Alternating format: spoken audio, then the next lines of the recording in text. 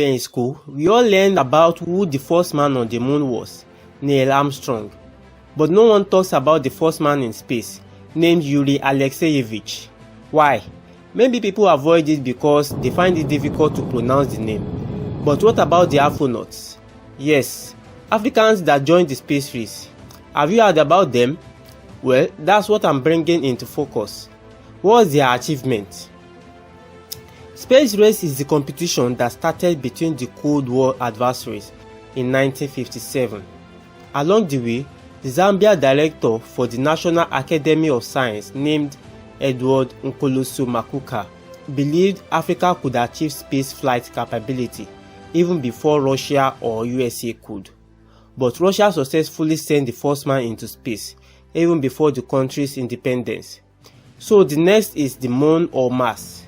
Nkoloso's plan was to send a 17-year-old space girl named Matamwamba, 2 cats and a missionary to Mars because he theorized that people were already living in Mars.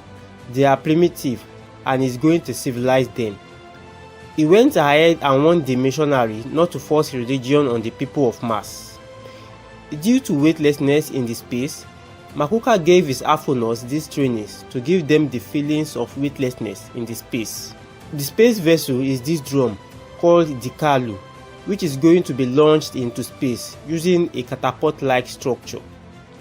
This is to be Africa's first space program. So Nkoloso, which is also a good friend of the then Zambian president, tried hard to convince the government to provide adequate funding for the project if they are to be the controller of the 7th heaven of interstellar space. At the camp, there was too much lovemaking in the space station. His crews are not concentrating and he complained bitterly about this. It later turned out that the government doesn't believe in his project. Nkoloso Makuka went ahead and requested for funding from UNESCO, Egypt, among others, all of which were declined. No one believed in his project of catapulting a drum into space. The Zambian government didn't associate itself with it. Nkoloso himself only had colonial education and studied subjects like Latin, French, and theology, though he later had his tertiary education at the University of Zambia. The last thing that would ever let him get his support was the experience he had during his first ever flight on a plane, when he told the pilot to open the door for him so he could walk in the space. The pilot, seeing him as a man and not an angel, refused his request.